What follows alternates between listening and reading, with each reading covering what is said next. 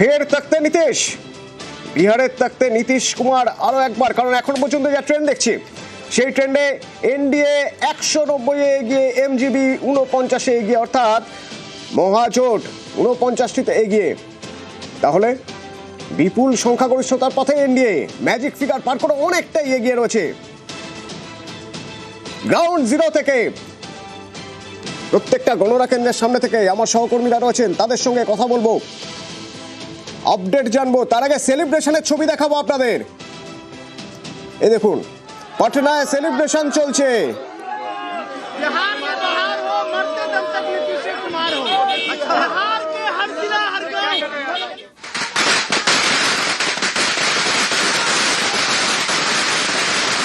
রবীন্দ্র নারায়ণ আছে আমার সঙ্গে,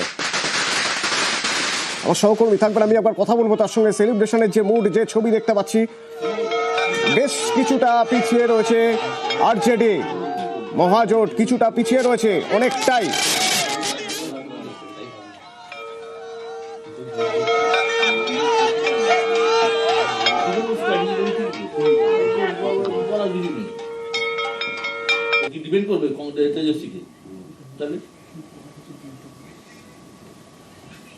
মিষ্টি মিষ্টি মুখ চলছে।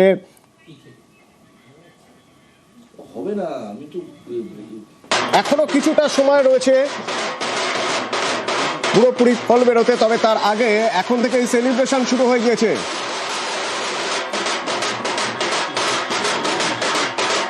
এখনো যা ট্রেন্ড তাতে কংগ্রেস ধরাশায়ী, যা ট্রেন্ড তাতে আরজেডি অনেকটা পিছিয়ে রয়েছে এবং এনডিএ ম্যাজিক ফিগার পার করে অনেকটাই এগিয়ে।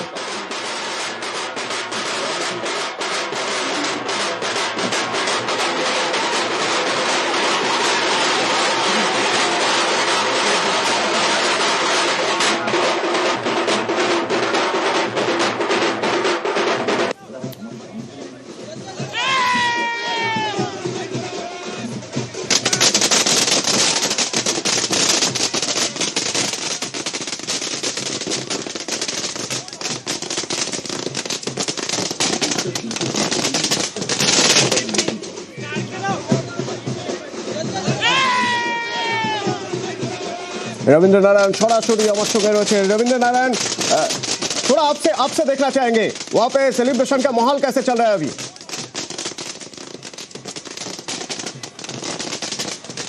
देखिए, फिलहाल मैं यहाँ पे जो काउंटिंग सेंटर है वहाँ पे मौजूद हूँ और काउंटिंग सेंटर पे जो है सेलिब्रेशन की पूरी तरह से पाबंदी लगी हुई है। जो तस्वीरों के जरिए हम आपको दिखाते हैं कि यहाँ पे पूरी तरह से सख्ती है। अभी से थोड़ी देर पहले तक यहाँ पे जो कार्यकर्ता थे भी तमाम राजनीतिक दलों के, खास करके एनडीए के, यहाँ के जश्न के माहौल में थे, लेकिन यहाँ पूरी तरह से खाली करा लिया गया है क्योंकि यहाँ पे 144 धारा लागू की गई है और जश्न मनाने पर जो है वो पाबंदी लगा दी गई है। तमाम लोगों को कहा गया है कि अपने कार्यालय पहुँचे और वहाँ पे ये जश्न मनाएं, क्योंकि एनडीए को जिस तरह से अभी तक रुझान जो मिला है और रुझान में एनडीए जो जिस तरह से बहुमत के जो अस्पष्ट बहुमत है उधर दिख रही है, इसे देखते हुए जो है एनडीए में ये काउंटिंग सेंटर के अंदर से कुछ खास कुछ मिल रहा है आपको, कुछ ऐसा कुछ खबर जो हम अपने दर्शकों को बता सकें?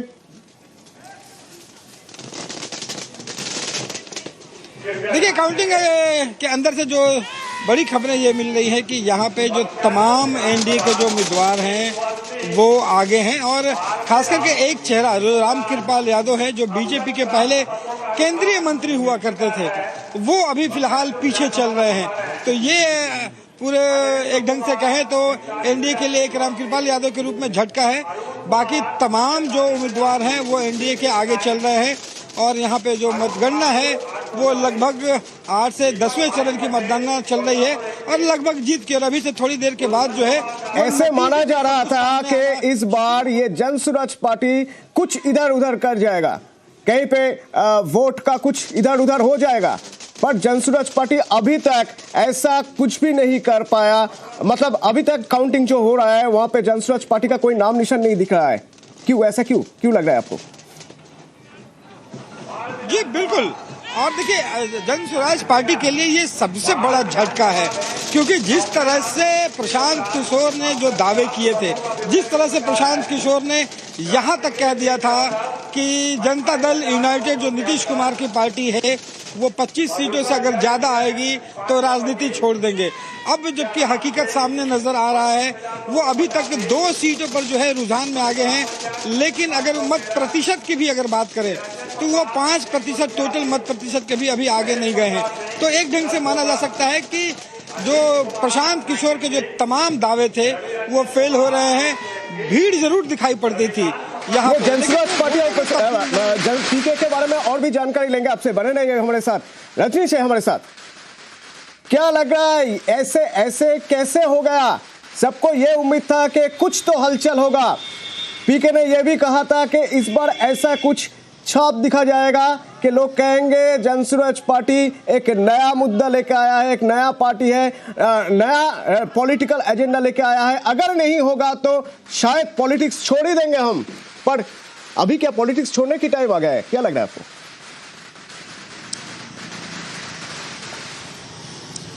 देखिए, पहली बार जनसुराज जो है मैदान में एक तरह से आई थी नई पार्टी बनकर, और प्रशांत किशोर जो राजनीति के अपने आप को चाणक्य मानते हैं, लेकिन बिहार की धरती पर वोटरों ने उन्हें नकार दिया है।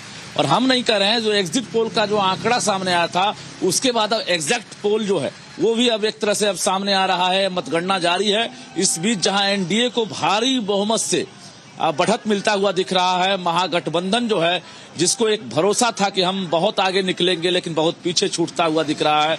दूसरी तरफ जनसुराज जो है अभी इस रेस में कहीं नहीं है, तो कहीं ना कहीं बड़ा झटका है जनसुराज के लिए, बड़ा झटका है। और त्रिकोणीय मुकाबला की बात कही जा रही थी कि बिहार में त्रिकोणीय मुकाबला होगा, हालांकि बिहार में ऐसा हुआ नहीं था। और सामने सामने अगर टक्कर की बात करेंगे एनडीए या महागठबंधन के बीच ही टक्कर होता रहा है।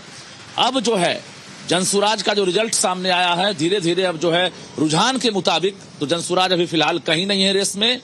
बढ़त 1-2 जगह दिख रहा है, लेकिन जनसुराज को ये झटका लगा है। और बता दें आपको कि एक 2600 से अधिक प्रत्याशी आज एक तरह से उनके भाग्य का फैसला हो रहा है, जिसमें 149 प्रत्याशियों के पटना में भाग्य का फैसला होना है। और दोपहर 2 बजे तक ऐसा लग रहा है कि सब कुछ दूध का दूध और पानी का पानी सामने आ जाएगा। बिल्कुल बिल्कुल, हमें भी इंतजार है। बने रहिए हमारे साथ। Thank you. বিশ্বদা আছে আমার সঙ্গে। বিশ্বদা, একেবারে বিহারের ইলেকশনের আগে বিহার ঘুরে দেখার সুযোগ হয়েছে তোমার এবছর। এখনো পর্যন্ত এক অদ্ভুত জিনিস, বিহারে বোধহয় এই প্রথমবার বিজেপি একক সংখ্যাগরিষ্ঠতা পেতে চলেছে। কিভাবে হচ্ছে? দেখো, দুটো জিনিস অত্যন্ত পরিষ্কার। এক হচ্ছে প্রশান্ত কিশোরের কথা সূত্র ধরেই বলি যে প্রশান্ত কিশোর এতদিন প্রত্যেককে পরামর্শ দিয়ে এসেছেন। তিনি তার দাবি পশ্চিমবঙ্গে মমতা বন্দ্যোপাধ্যায়কে জিতিয়েছেন, তিনি দিল্লিতে নরেন্দ্র মোদীকে জিতিয়েছেন, তিনি বিহারে অরবিন্দ কেজরিওয়ালকে জিতিয়েছেন, তিনি হায়দ্রাবাদে অন্ধ্রপ্রদেশে ইয়েকে জিতিয়েছেন, রেড্ডিকে জিতিয়েছেন, তিনি স্ট্যালিনকে জিতিয়েছেন। প্রশান্ত কিশোর তাদেরই জিতিয়েছেন যাদের হারার সম্ভাবনা ছিল না। এটা আমার ব্যক্তিগতভাবে মনে হয়। তার কারণ যে এইভাবে ভোট কুশলী সংস্থা কাউকে জেতাতে পারে না আমি বিশ্বাস করি। তারা হয়তো সার্ভে করতে পারে, এর বাইরে কিছু নয়। কিন্তু রাজনীতির ময়দানে নেমে প্রশান্ত কিশোর বুঝলেন যে দুধ কা দুধ পানি কা পানি হয়ে গেল। প্রশান্ত কিশোরের কিন্তু প্রভাব ছিল বিহারের অঞ্চলগুলোতে, শহর অঞ্চলগুলোতে কিন্তু প্রশান্ত কিশোরের একটা প্রভাব তৈরি হয়েছিল। প্রশান্ত কিশোর কিন্তু রোজগারের কথা বলছিলেন, তিনি কিন্তু বাচ্চাদের এডুকেশনের কথা বলছিলেন, শিক্ষার কথা বলছিলেন, চাকরির কথা বলছিলেন। কিন্তু বিহারের জনতা যে এগুলোকে বাদ দিয়ে শেষমেশ অন্য ইস্যুতে ধরলো এবং জাতপাত যে বাদ গেল না, এটা কিন্তু বড় বিষয়। বিহার কিন্তু জাতপাতের পলিটিক্সই থাকলো এবং থাকবেও ভবিষ্যতে। পাশাপাশি উন্নয়ন, নীতিশ কুমারের জমানায় আমি যেটা আগেও বলেছি, আরও একবার বলছি যে যে ইয়ে বিহার ভারতীয় রাজনীতির একটা মানে মাইলস্টোন, বিহার রাজনীতির একটা বড় জায়গা। একটা সময় বিহারে ইন্দিরা গান্ধীর জরুরি অবস্থার বিরুদ্ধে ক্রান্তি আন্দোলনের ডাক দিয়েছিলেন জয়প্রকাশ নারায়ণ। বিহার রাজনীতির প্রোডাক্ট আজকে লালু প্রসাদ যাদব বা নীতিশ কুমার সেই ক্রান্তি আন্দোলন থেকে উঠে আসা। তো এই জায়গায় দাঁড়িয়ে এই বিহারে লালু প্রসাদ ওবিসি নেতা। বিশ্বদা, আমি শুনবো অডিওতে বোধহয় কোথাও কোনো সমস্যা হচ্ছে, আমি শুনবো বিশ্বদার সঙ্গে কথা বলবো। তবে আমি একবার প্রতিবাবুর সঙ্গে কথা বলবো। প্রতিবাবু, এর পাশাপাশি যে দিকটা নিয়ে আমি কথা বলার চেষ্টা করছিলাম বা বোঝার চেষ্টা করছিলাম যে একক সংখ্যাগরিষ্ঠতা বিজেপির বিহারে কিভাবে সম্ভব হচ্ছে?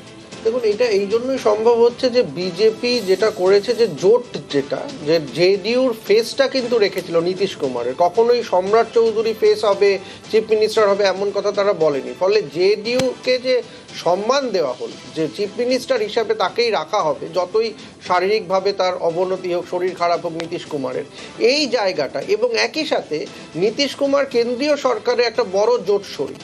ফলে এই জায়গাটা বিজেপি কিন্তু দেখিয়েছে যে বিহারকে নিয়ে সে দিল্লিতে থাকছে, এবং বিহারেও সে দিল্লির যে কেন্দ্রীয় সরকারের যে যোজনা বলুন, প্রকল্প বলুন, সেগুলো আরও বেশি করে দেবে। ফলে উন্নয়নের যে বার্তা, এবং দ্বিতীয় প্রজন্মের নেতা, আজকে আপনি সম্রাট চৌধুরীর পাশাপাশি তেজস্বী যাদবকে দেখুন, এই দ্বিতীয় প্রজন্মের নেতার মধ্যে, বা চিরাগ পাসওয়ানকে দেখুন, অনেক এগিয়ে। তাদের দেখলে একটা নির্ভরশীলতা, তাদের কথাবার্তা, বাচনভঙ্গি, সব জায়গায় একটা পরিশীলতার ছাপ রয়েছে, যেটা কোথাও গিয়ে তেজস্বী যাদবের মধ্যে নেই। ফলে বিজেপি এখানে যেটা করেছে, যে একটা আগামী প্রজন্মের নেতৃত্ব, সেটা জেডিইউর কিন্তু নেই। জেডিইউ নীতিশ কুমারই সম্বল, সেটা আরজেডির যারা দ্বিতীয় প্রজন্মের নেতৃত্ব সেটা নেই। কিন্তু বিজেপির দ্বিতীয় প্রজন্মের নেতা বিহারে তৈরি, চিরাগ পাসওয়ানের মতো একটা শরিক রয়েছে দ্বিতীয় প্রজন্মের নেতা, তারা তৈরি। ফলে এই যে নতুন নেতৃত্বকে তুলে আনা, এবং বিশ্বদা একটু আগে বলছিলেন যে এই যে ইবিসি সম্প্রদায়কে গুরুত্ব দিয়ে জনসংখ্যার যে বিন্যাস, তার নিরিখে নেতৃত্বকে নিয়ে আসা। অডিও সমস্যা বোধহয় ঠিক হচ্ছে। হ্যাঁ বিশ্বদা, আমি যেটা বলছিলাম সেটা যে বিহার পলিটিক্স অত্যন্ত ইন্টারেস্টিং একটা জায়গা, অত্যন্ত ইন্টারেস্টিং জায়গা। আমি জেপির আন্দোলন থেকে লালু এবং নীতিশের উঠে আসা বলছিলাম। 1990 সালে লালু প্রসাদ বিহারের মুখ্যমন্ত্রী হন। লালু প্রসাদ মুখ্যমন্ত্রী হওয়ার পর কিছুদিন শাসন চলতে চলতে লালু প্রসাদের যে সুশাসন ছিল না, এবং জঙ্গলরাজ তৈরি হয়েছিল, তার বিরুদ্ধে বিদ্রোহ করে 14 জন সাংসদ। সামনে থাকেন জর্জ ফার্নান্ডেজ, পেছন থেকে চালান নীতিশ কুমার। জনতা দল ভেঙে যায় এবং তারা একটা দল তৈরি করেন, তার নাম হয় সমতা পার্টি। পরবর্তীকালে যে জর্জ সরে যান, নীতিশ কুমার আস্তে আস্তে জেডিইউ তৈরি করেন। ততদিনে লালু প্রসাদ যাদব নিজের আরজেডি তৈরি করে ফেলেছেন, আরজেডিও তৈরি করেন। এইবার লড়াইটা হয় আরজেডি এবং জেডিইউ এর। বিহার রাজনীতিতে লালু প্রসাদ যাদবের সাথে একটা মাটির টাচ ছিল, গ্রাসরুটের একটা টাচ ছিল। তেজস্বী যাদবের সাথে নেই। আমি বিহার ঘুরে এসে দেখেছি, জাস্ট নেই। এবং বহু জায়গায় তারা সিটও বিক্রি করেছে বলে এবং অভিযোগ আছে তাদের দলের মধ্য থেকে।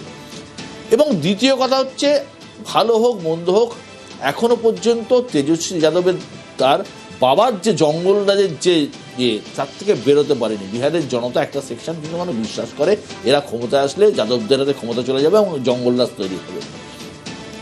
বিজেপি যে অত্যন্ত অর্গানাইজড একটা পলিটিক্যাল পার্টি, যারা 365 দিন ভোটটা করে, যেদিনকে ইলেকশন জেতে বা হারে তার পরের দিন থেকে প্রস্তুতি শুরু করে দেয়। তাদের কাছে এইরকম অ্যামেচার দল যারা সারাদিন ধরে ঘুরে বেড়াচ্ছে, একটা ভোটার অধিকার যাত্রা হলো, মানুষ জানেই না কি যাত্রাটা কিসের জন্য। এবং কংগ্রেসও বোঝাতে পারেনি। আমি তো নিজে ঘুরে দেখে এসেছি, কংগ্রেস এবং তেজস্বীর অবস্থা খুবই খারাপ বিহারে। পার্টিটার অস্তিত্ব থাকবে না সন্দেহ। উল্টো দিকে দেখো, নীতিশ কুমারের জেডিইউ, তারা 2010 সালে পেয়েছিল 115টা আসন, 2015 সালে পেয়েছিল 71টা আসন আরজেডির সাথে যোগ করে, আর 2020 সালে তারা পেয়েছিল মাত্র 43টা আসন। তাহলে গ্রাফ যদি দেখি 115, তারপর 71, তার 43, এবার তারও কমে যাওয়ার কথা। তারা এত বাড়লো থেকে কি এমন করলো নীতিশ কুমার? কিচ্ছু করেনি। ভোট তো কৌশলের ব্যাপার। এই কৌশলে অঙ্কর হিসেবে তারা অত্যন্ত সুন্দরভাবে বিজেপি নীতিশ কুমারকে সামনে রাখল। কারণ তারা জানে নীতিশ কুমার যতই অসুস্থ হন, যাই হন না কেন, শোনা যায় নীতিশ কুমারের আলজাইমার্স হয়েছে, শোনা যায় তিনি ভুলে যাচ্ছেন, নানারকম করছেন, কিন্তু তবু তারা এমন একজন লোককে সামনে রাখলো যার কাছে তেজস্বী যাদব কিছু নয়। দ্বিতীয়ত, বিহারে বিজেপি জানে তাদের কাছে সুশীল মোদী মারা যাওয়ার পরে এমন কোনো মুখ নেই যে তারা এক্ষুনি তাকে মুখ্যমন্ত্রী করে দেবে। ওরা আস্তে করে কি করলো, সম্রাট চৌধুরীকে তুলতে শুরু করলো। সম্রাট চৌধুরী হচ্ছে ইবিসি সম্প্রদায়ের নেতা। বিহারে 37% ভোট রয়েছে ইবিসি সম্প্রদায়ের। গোয়াটা বিহার রাজনীতিতে ইবিসি আর ওবিসি মিলিয়ে 63% ভোট, 14% ভোট লালু প্রসাদ যাদবদের রয়েছে, আর ইবিসি ভোট 37%। তারা সম্রাট চৌধুরীকে তুলতে শুরু করলো, তুলে তারা বিহারের উপমুখ্যমন্ত্রী প্রজেক্ট করলো। পাশাপাশি একটা কী করলো, তারা এই ধরো চিরাগ পাসওয়ান, চিরাগ একসময় শূন্য হয়ে গিয়েছিল বিহারে গত নির্বাচনে। চিরাগ পাসওয়ান, তাকে 5টা সিট দিয়েছিল লোকসভায়, 5টাতেই চিরাগ জিতেছে। এবার চিরাগকে বেশি সিট দিল, লোকে আশ্চর্য হয়ে গেল। চিরাগ দুর্দান্ত রেজাল্ট করলো, কারণ ওই সম্প্রদায় যে পিছড়ে বর্গের সম্প্রদায়কে বিজেপি আস্তে আস্তে তুলে আনছে এবং তারা তাদের সঙ্গে রাখার চেষ্টা করছে। এই যে একটা কংক্রিট জোট হয়েছে প্রত্যেকের কালকে যে বিহারের চিফ মিনিস্টার নীতিশ কুমার 1 বছর পরে থাকবে আমি গ্যারান্টি দিয়ে বলতে পারছি না, 1 বছর 1.5 বছর পরে সিনারিও চেঞ্জ হয়ে যাবে, কিন্তু তারা নীতিশকে সামনে রেখেছে অন্তত ভোট পলিটিক্সের কথা মাথায় রেখে, এবং আগামী 1 বছর রাখবে।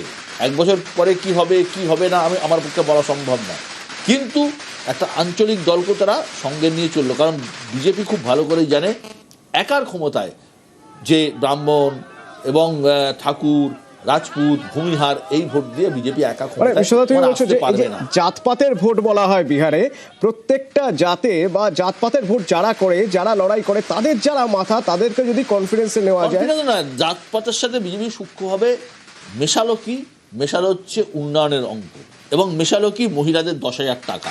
এই মহিলাদের 10,000 টাকা যেটা আমি নিজে গিয়ে দেখেছি ভোটের আগের দিন, প্রথম দফা ভোটের আগের দিন মহিলাদের অ্যাকাউন্টে ঢুকেছে।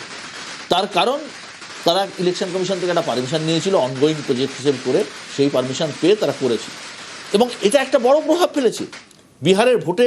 মহিলাদের ভোটদানের হার তুমি দেখো 71% বেশি।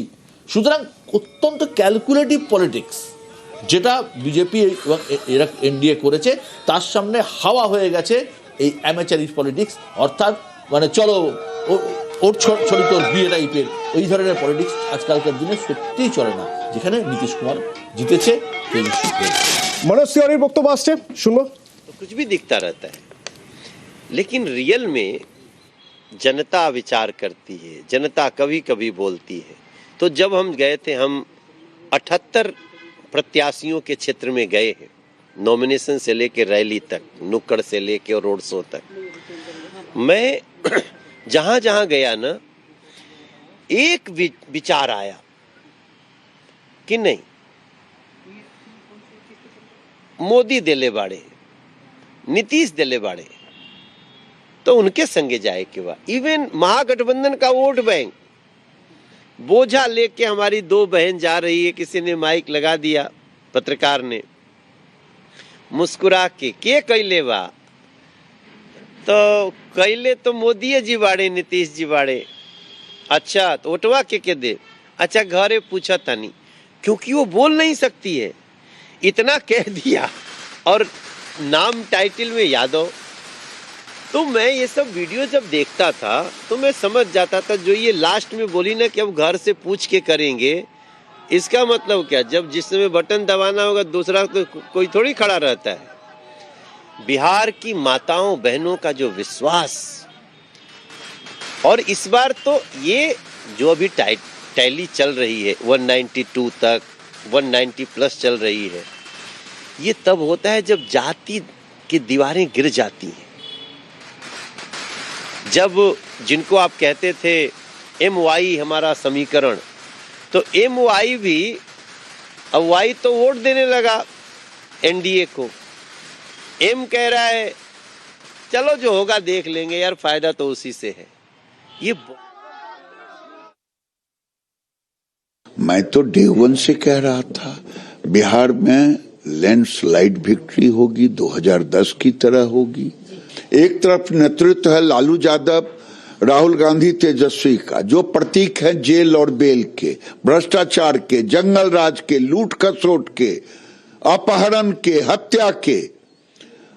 और बिहार की जनता अमन चैन शांति के लिए वोट दिया है, न्याय के साथ विकास के लिए वोट दिया है।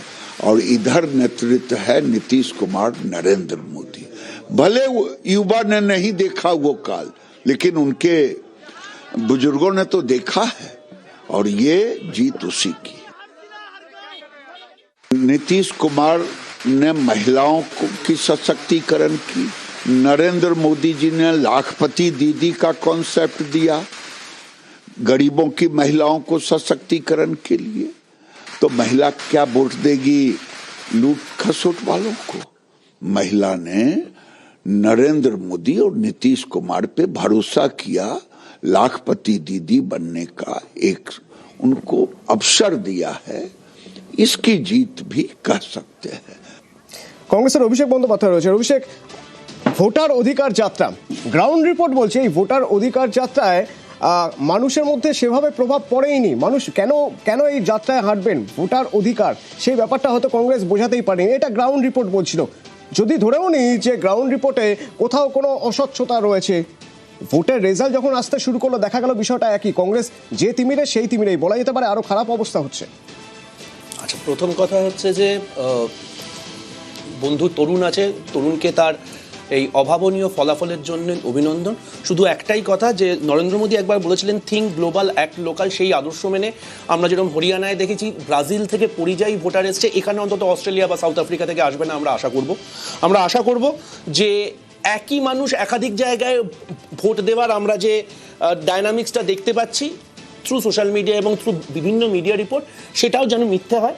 আমরা জানতে চাই যে জঙ্গলরাজের বিরুদ্ধে এই সরকার ভোট দিয়েছে এবং এই মানুষ ভোট দিয়েছে, 8 পাস 14টা খুনের দায়ে অভিযুক্ত সম্রাট চৌধুরী কি করে তার মুখ হতে পারে? এগুলো সবকটা প্রশ্ন, এবং সবকটা প্রশ্ন হওয়ার পরও ফলাফল দেখা যাচ্ছে যে মানুষ এগুলোকে নস্যাৎ করে দিয়ে মানুষ এগুলোর বিরুদ্ধে আমাদেরকে পরাভূত করেছে, স্বীকার করে নিতে হবে। এই যে তুমি যে প্রশ্নটা বললে, তোমরা ইনফ্যাক্ট বিশ্বদা আর্কাইভে দেখতে পারো যে যেদিন ভোটার অধিকার যাত্রা হচ্ছে ভিড় উপচে পড়ার মতো, ভিড়টাকে ভোটে কেন কনভার্ট করতে পারেনি, আমাদের কোথায় সংগঠনের দুর্বলতা ছিল, নিঃসন্দেহে সেগুলো নিয়ে আলোচনা হবে। কিন্তু আমরা যেটা নিয়ে একটু আগে তোমরা সবাই আলোচনা করছিলে, পিকে যে ভোট কুশলী হিসেবে তিনি যতটা সফল, হয়তো ভোটার বা রাজনীতিবিদ হিসেবে না, সেটার মূল্যায়নের স্থান এটা নয়। কিন্তু ও যদি 8% থেকে 9%, কেন বলছি 8% থেকে 9%, কারণ 2024-এও 10% কাছাকাছি ভোট পেয়েছিল 2024 লোকসভাতে। এবার যদি 8% 9% ভোট পায়, সেই ভোটটা কাদের ভোট পাবে? আজ অব্দি ভারতবর্ষের ইতিহাসে অগপ বাদ দিয়ে, অসম গণ পরিষদ বাদ দিয়ে কোনো নতুন পার্টি এসছে এবং সে কোনোদিন সরকারের ভোট কাটেনি। সরকারের ভোট মোটের ওপর 40%-এর ওপর থাকে, বাকি যে 60% ভোট থাকে সেখান থেকে ভোটটা কাটা হয়, সেটা যে কোনো ক্ষেত্রে প্রযোজ্য। এখানে যে 8 থেকে 9% মানে বলছেন যে এই যে মহাজোটের ভোট কমে গেছে, পার্সেন্টেজ কমে গেছে, তার জন্য জনসুরাজ পার্টি দায়ী? খুব স্বাভাবিক, কারণ জনসুরাজ পার্টি যে লগর হর্নটা করেছিল সেটা একমাত্র করেছিল হচ্ছে নীতিশের এগেনস্টে, এবং নীতিশ কুমারকে কি বলবো যে অকর্মণ্য বা অশীতিপর এবং তার পক্ষে আর চালানো সম্ভব না, এটা যত না আমরা পোর্ট্রে করেছি তার থেকে অনেক বেশি করেছিল পিকে। তাহলে আলটিমেটলি বিরোধী রাজনীতি 1 নম্বর। 2 নম্বর যে কথাটা বিশ্বদা খুব ঠাড়ে ঠাড়ে বলতে চাইল এবং খুব ইম্পর্টেন্ট, সেটা হচ্ছে যে এই মুহূর্তে দাঁড়িয়ে বিজেপি একক সংখ্যাগরিষ্ঠ দল নয় যদিও, কিন্তু বৃহত্তম দল। এবার আজকে যদি বিজেপি বৃহত্তম দল হওয়ার সুবাদে, ঠিক যেরকম মহারাষ্ট্রে করেছিল, সকল প্রিপোল অ্যালায়েন্স বা প্রিপোল কমিটমেন্টকে নস্যাৎ করে দিয়ে দেখা গেল সম্রাট চৌধুরী বা অন্য কাউকে প্রজেক্ট করলো। আমরা নীতিশ কুমারের ট্র্যাক রেকর্ড জানি, সরকার কি হবে ঈশ্বর জানে। আর আরেকটা ব্যাপার, আমি সবার থেকে অনুমতি নিয়ে জানতে চাইছি, এখন অবধি কত রাউন্ড গণনা হয়েছে? কারণ আমি 12টার সময় তোমাদের চ্যানেলেই শুনলাম 4th রাউন্ড গণনা না 5th রাউন্ড গণনা হচ্ছে। না, এখনো পর্যন্ত 7 থেকে 8 রাউন্ড গণনা হয়ে গেছে, তার মানে আরো 6 রাউন্ড বাকি। হ্যাঁ, এখনো 6 রাউন্ড বাকি রয়েছে। আশা রাখতেই পারেন অভিষেক, আশা রাখতেই পারেন, যেমন এই আশা নিরাশার মধ্যে থেকে তেজস্বী কখনো হারছেন, কখনো এগিয়ে যাচ্ছেন, কখনো পিছিয়ে যাচ্ছেন। তেজস্বী যাদব এখন আবার এগিয়ে আছেন রাঘবপুর থেকে। একটা ছোট্ট বিজ্ঞাপন বিরতি, বিহারের আপডেট লাইভ এক্সক্লুসিভ থাকবে আপনাদের জন্য।